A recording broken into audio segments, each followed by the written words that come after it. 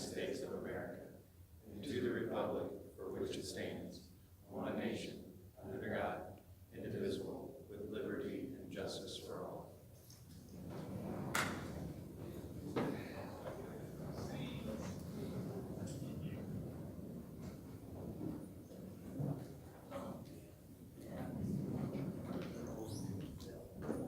Not directly. Is it about the impact handle or about the DUI? He had Steve come in. I gave it to Steve. So, but he hasn't contacted me directly yet.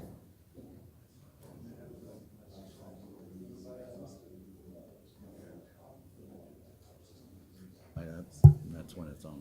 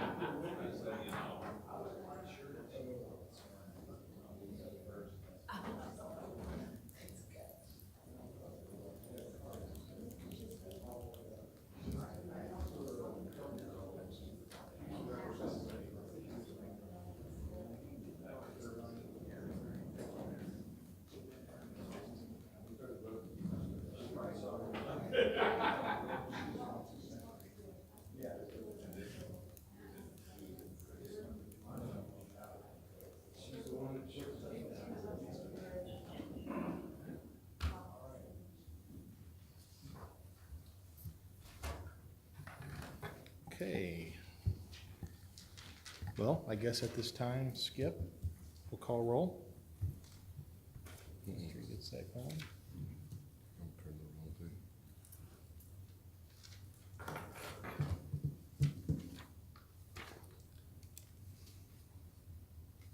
Oh, wait. We want to do the swearing in first. Yes, the swearing in, and then we'll call roll. See?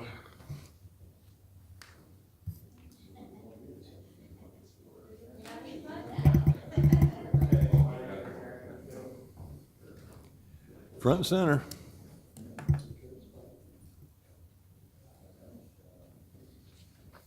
Guess we did just two at one time. It's all right. Welcome to both of you.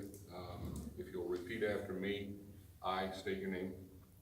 I, Mike Karen Bartlett, Do solemnly swear do solemnly swear that as an alderman, that as an alderman, Ward 3, Ward 3, for the city of Jacksonville, Illinois, for the city of Jacksonville, Illinois, I will support the Constitution of the United States I will support the Constitution of the United States and the Constitution of the state of Illinois, and the Constitution of the state of Illinois, and that I will faithfully discharge the duties and I will faithfully discharge the duties of Alderman Ward 3 of Alderman Ward 3 to the best of my ability. to the best of my ability. Congratulations. Thank you. And that yours is underneath.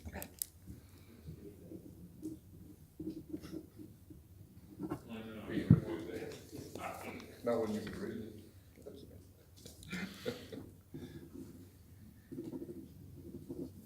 Okay. Okay. We will actually get a nameplate for you soon. Okay.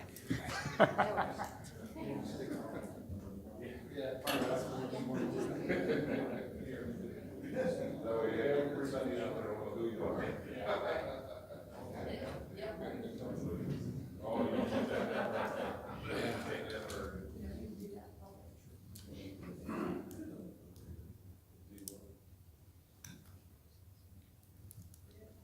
Now you want to do roll call.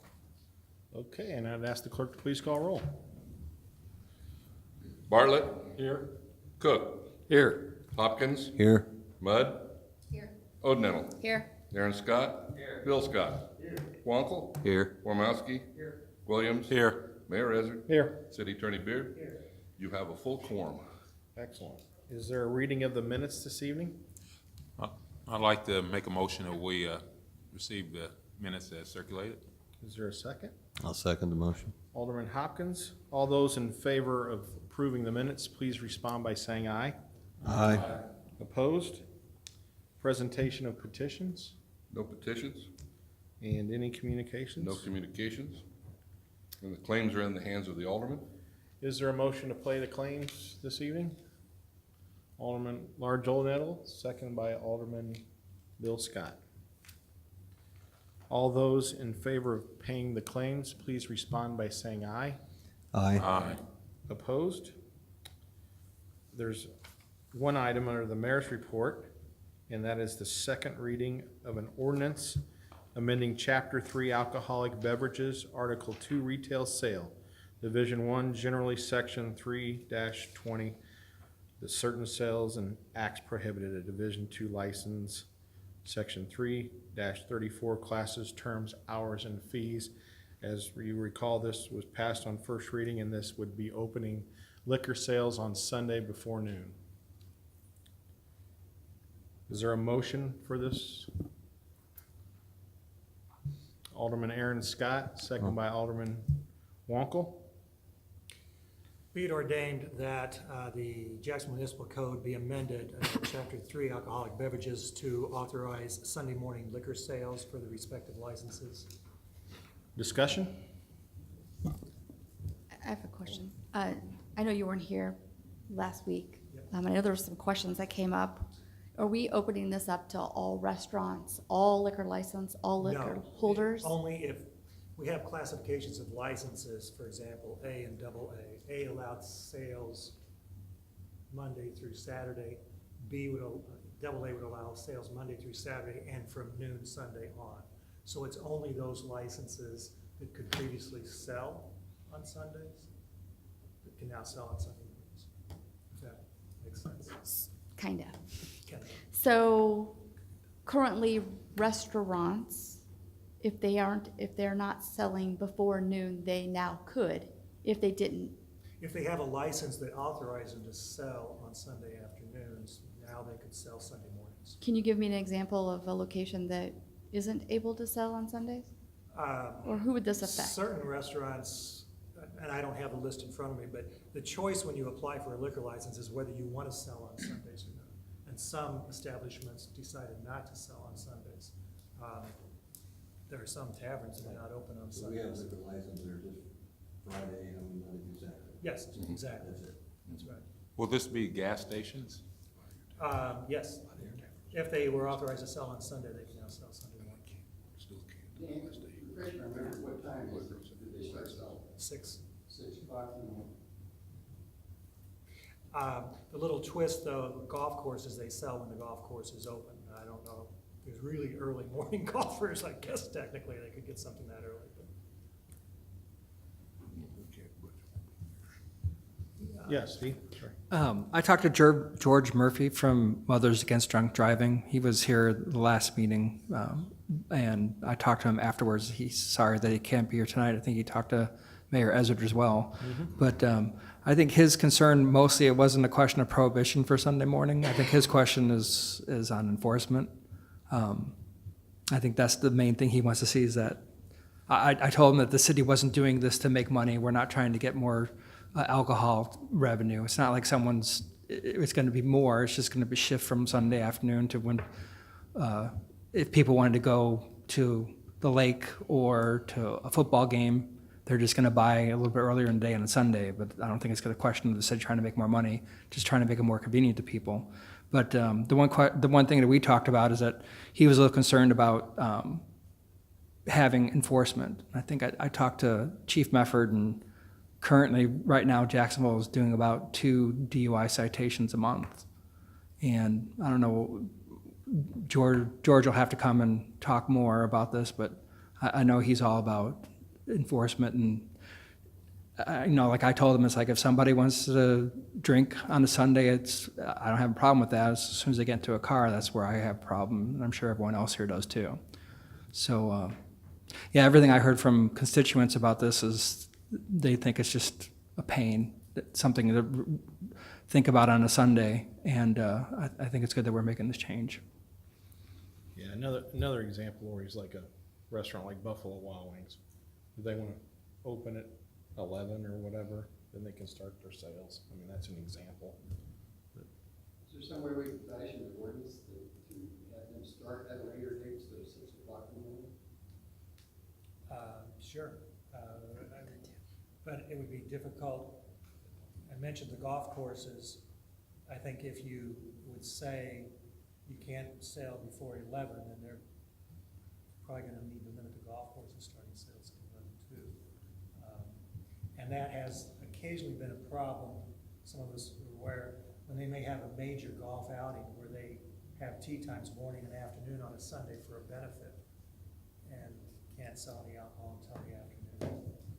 Shotgun. I guess one suggestion to follow up on what Alderman Cook pointed out is maybe we could do this change as it's written, and then if there's some problems, we can come back in a couple months and change it to a different time. And that's why we kind of set it up as a separate classification for Sunday, so that if you do want to change the times, you can go back and change that paragraph and not the whole ordinance. Can we do that now? If you knew what time you were going to use, but I think that may require some additional thought. Does current liquor license have a time right now? What we did is followed what they have Monday through Friday, or Okay. Monday through Saturday. And typically it's from 6 in the morning until 1:30 the following morning. Okay, so that's current. So that's what, and so we just expanded it to, so that Sunday hours were the same as your other hours, Yeah, except your for regular Saturday hours. night perhaps. I don't want to put the chief on the spot, but I'd like to have a comment from him as far as enforcement goes. I talked to Steve this morning too, and the fact that alcohol sales change times is kind of irrelevant to us. We're gonna enforce what we enforce. If somebody's under the influence and we have contact with them, then we're gonna act accordingly. So the times are for, basically for the books here. Our enforcement's gonna go 24/7 regardless, so. Sound like the mayor has brought up Buffalo Wild Wings. If the game's at noon, and if somebody wants to come in for pre-game and get a beer, it's like, why not? And if the game starts at 11 because it's in some time zone, and they want to come in at 10, it's like, why not?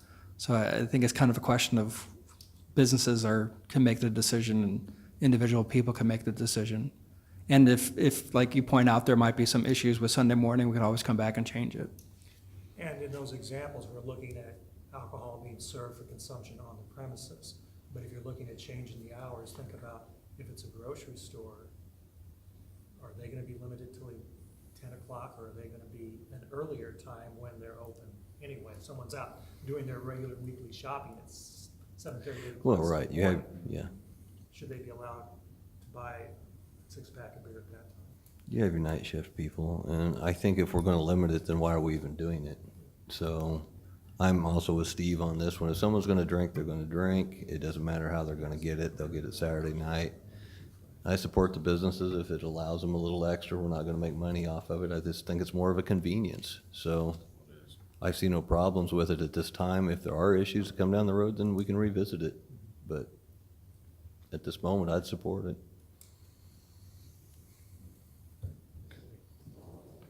Any further discussion? I would ask the clerk to please call roll. Cook, Yes. Hopkins, Yes? Mudd, Yes. sorry, Yes. O'Donnell, Yes. Aaron Scott, Yes. Bill Scott, Yes. Wankel, Yes. Wormowski, Yes. Williams, Yes. Cook, Bartlett. Yes.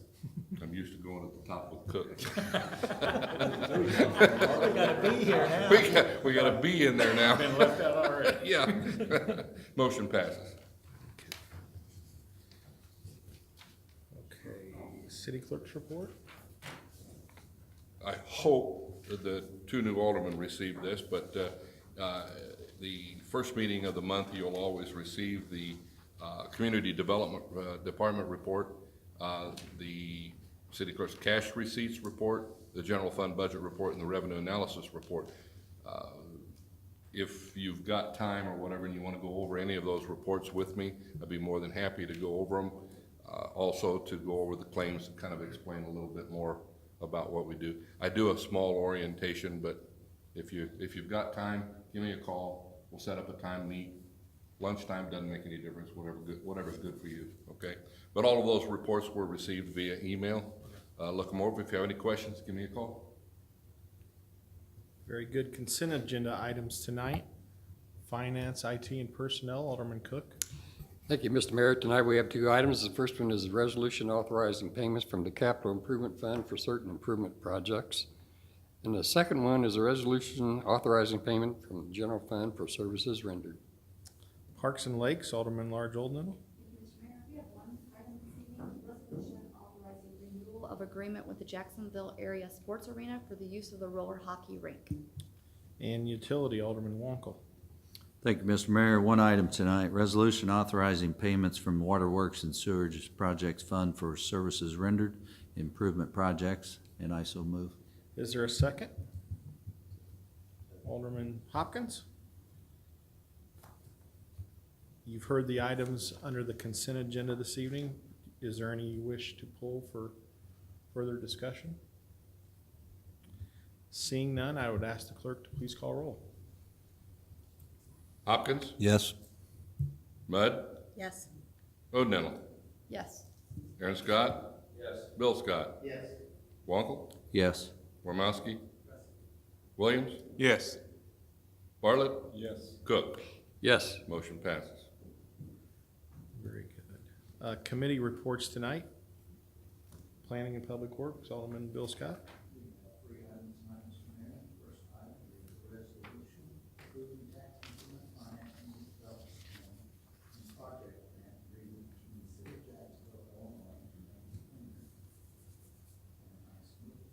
Is there a second? Alderman Aaron Scott? Be resolved that the tax increment financing redevelopment plan agreement. Yeah, that's the next one. With Randy Springer, it's hereby approved, but this one, the version that you received had an incorrect amount in it. The total project cost is $15,800. 50% of that amount is $7,900 for the grant that he's to receive. That was just an error in getting the figures transposed from the application to the resolution. $9,750, it should be $7,900. $7,900. Yeah. Like that. Yeah. No, 7,900, no. Discussion? I would ask the clerk to please call roll.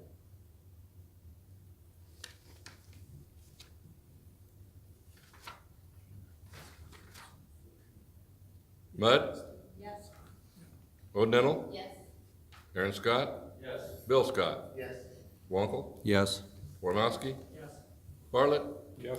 Cook, Yes. and Hopkins. Yes. Motion passes. No Williams? Oh, no, you don't get a vote this time. Leaving you out. Williams. Yes. Motion passes. Something didn't sound right there. I'm not used to doing 10. Financing redevelopment plan and project grant agreement between the city of Jacksonville, Illinois and the borough of Jackson. Is there a second? Alderman Cook? Be resolved that the tax increment financing grant agreement with Earl Jackson is hereby approved. Discussion? I would ask the clerk to please call roll. O'Donnell, Yes. Aaron Scott. Yes. Bill Scott. Yes. Wankel, Yes. Wormowski. Yes. Williams. Yes. Bartlett, Yes. Cook, Yes. Hopkins, Yes. Mudd. Yes. Motion passes. Got all 10 that time. Third item tonight, and I will give you a brief explanation for you all, and it's the changing of a stop sign to a yield sign at the new industrial. Wrong on that? Yeah. It's actually, That's- yes, we're switching it, Yeah. switching directions on the stop and yield signs. What about the stop and yield? Same thing. Yeah. If you want to go ahead and make the motion, then I'll read it and it'll make some sense. I'll make the motion. You're gonna be reading. No, you can go ahead and just make that I'll motion. make the motion. Second, Alderman Wankel. Be it ordained that Chapter 26, Traffic and Vehicles, be amended for the intersection at Eastgate Drive North-South and Eastgate Drive East-West. Previous language, the right-of-way street was Eastgate Drive North-South. with a stop sign facing traffic on Eastgate Drive east-west. The new language now is Eastgate Avenue east-west is a right-of-way street, and the yield sign facing traffic on Eastgate north and south. I see a field trip. I think you need to go look at it. Discussion? Now you know. Alderman Hopkins, when you go to Springfield, when you see the prison, instead of looking left, look right, and you'll see it. Take a look at it. Yep. I would ask the clerk to please call roll. Aaron Scott, Yes. Bill Scott, Yes. Wankel, Yes. Wormowski, Yes. Williams, Yes. Bartlett, Yes. Cook, Yes. Hopkins, Yes. Mudd, Odenhill. Yes. Motion passes. Any old business this evening? Steve? Actually, I had questions. I was following up on, talking to City Clerk Bradshaw, trying to get information on the golf study committee. He doesn't have any minutes or any information on what transpired. So I'm just trying to figure out what went on with that process.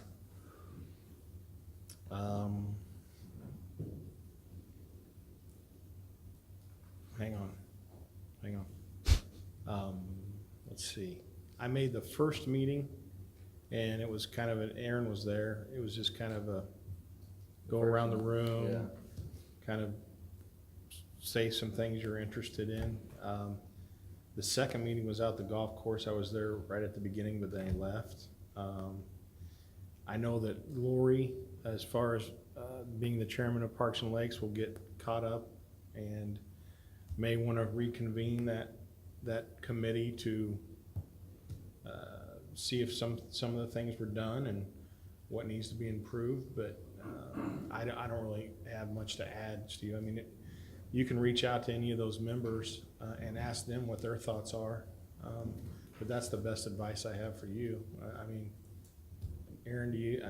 Yeah, the second meeting, we mainly talked about pricing compared to what's around comparable courses in the area, and then just some minor improvements. And it's probably time to get back together now that the season's wrapping up and come up with some decisions on what to try, what we think we want to implement for next year, and how to get it moving in the right direction.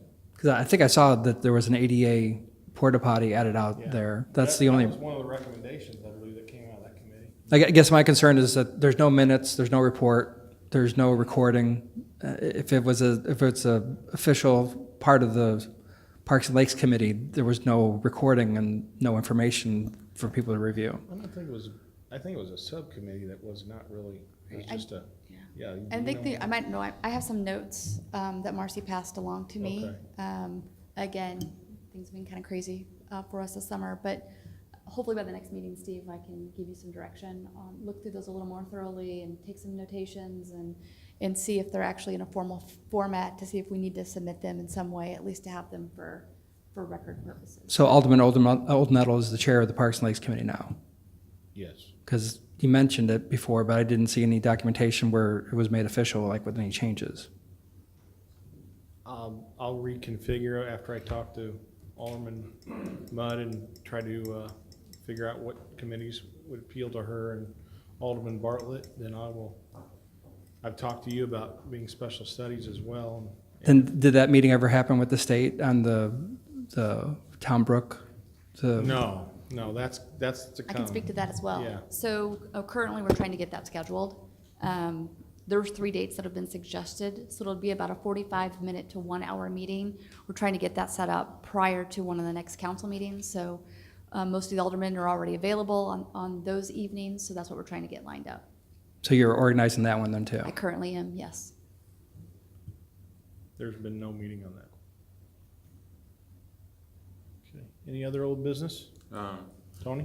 In speaking about the golf course, I've had several people approach me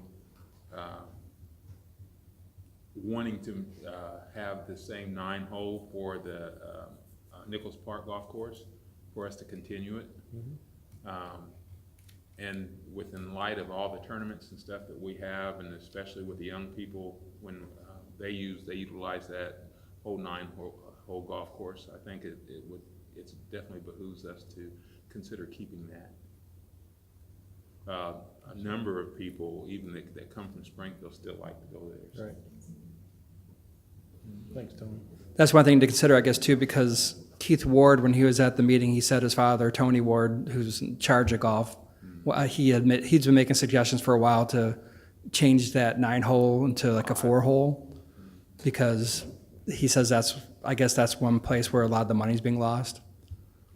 That just the maintaining and keeping the grounds when there's not necessarily an income coming off of it. But then the question is, what do you do with the holes what do you convert them to?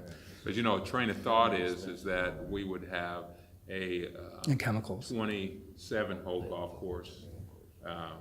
Instead of a 22. That's what Yes. Keith said. Instead of 22. I agree with you, Tony. Yes. I mean, That'd be, that attracts people to come into that. yep. Any other old business? Any new business? Yes. Any public comment? Yep.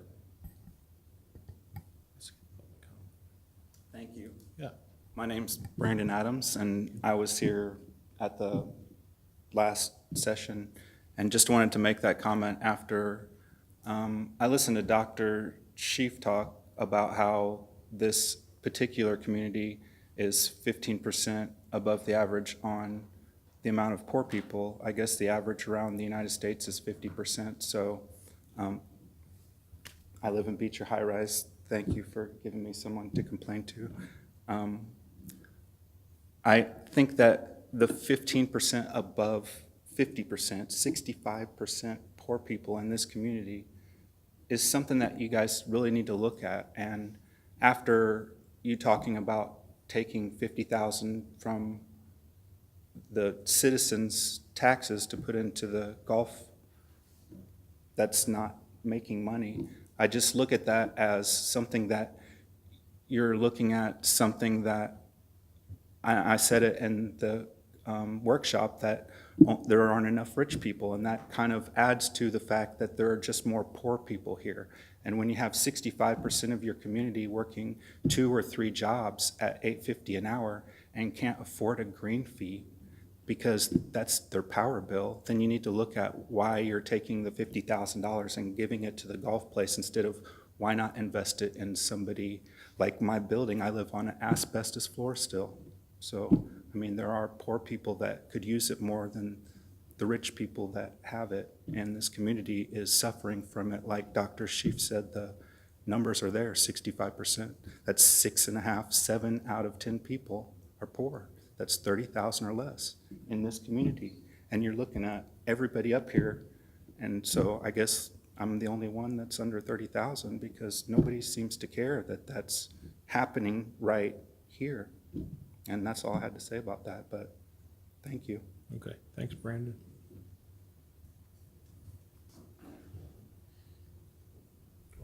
Don?